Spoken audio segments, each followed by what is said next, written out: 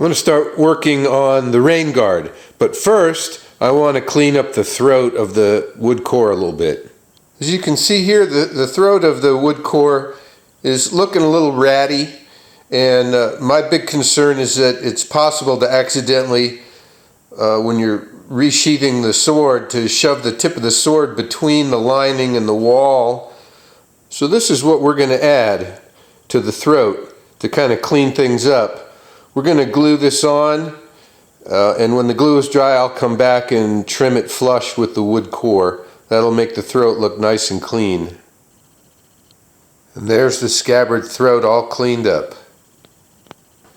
Now I'm going to start working on the rain guard for this scabbard. We're going to use this as an example though. This rain guard is kind of special because it's got piping around the edge, and I've only seen it on sculptures, never in person. Haven't seen any photographs of extant scabbards that have the piping, so not exactly sure how it was made. I made this mock-up when I was trying to figure this out. This is a really crappy mock-up, but basically this shows you it's got two layers. This would be the inside. It would be like this. This is the inside. This would be the scabbard cover, the outer scabbard cover. This has a smaller circumference on the inside, so you notice it's shorter. So what I think I'm going to end up doing is I'm going to take this piece of leather. This will be the inside. This is the grain. So that'll go on the inside. I'll cut these edges to match so they line up, but I'll shape the rain guard on both sides. Notice it's got to be, you can't bend piping sharply, it's got to be rounded, so you've got to round off the rain guard. It can't be a sharp triangle. I'll thin this edge of the leather out really thin. I'll glue this on to here and sew this edge. I'll align the edges and sew it. Then I'll glue the piping.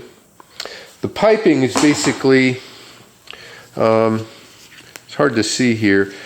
The piping is basically a cord with a wrap. So you basically take a cord, wrap it around, and glue it together, and then shorten this skirt and thin it out really nice and thin.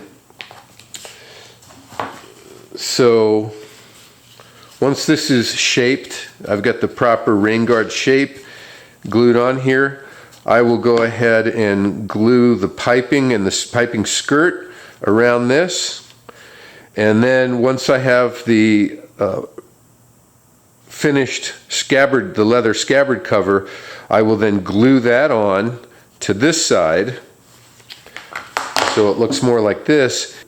I have no idea how these are made because I've only seen them on statues, but I end up not only gluing this edge, but I sew it.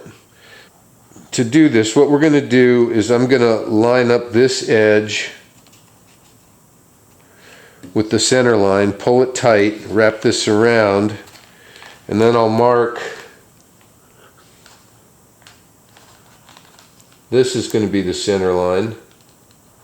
So I'll cut that so that the two edges will mate.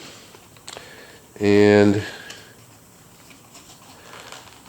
of course, this edge is going to be thinned out. I use sandpaper or a belt sander. I'm going to thin this edge out, paper thin, so that it's a nice smooth transition, so when I put the leather cover over the top, there's not a little bump along here. This will be nice and smooth. Then from here, what I'm going to do is I'm going to mark the corner. So that's there. So I've marked the corners, basically this line. I've marked this line. And now I'll go ahead and shape the rain guard and thin out this leather. Okay, here's where we're at now. So I basically figured I would make the rain guard an inch tall. I used 1 inch circle radius. This is going to end up like this.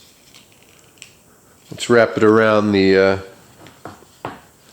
wood core just to show you. So that's what it's going to end up looking like. Alright, that's sewn. Let's try fitting it to the scabbard.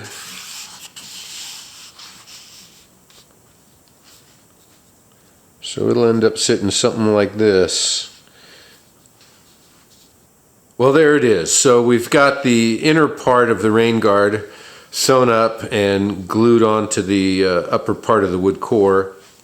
I actually dyed first and then glued, because if you get glue on the leather, the dye won't stick. I used natural unwaxed linen thread so that it would dye the same color as the leather. We have the piping, and I have some stress cutouts for where this bends.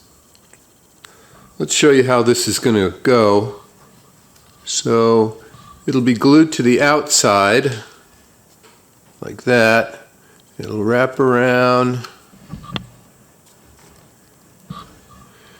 and then I'll make the two ends. I'll cut it so it fits properly, the two ends butt, and I'll sew the white, using some white thread. I'll sew these two ends together when I get them cut to the right length. But we have the piping installed around the rain guard.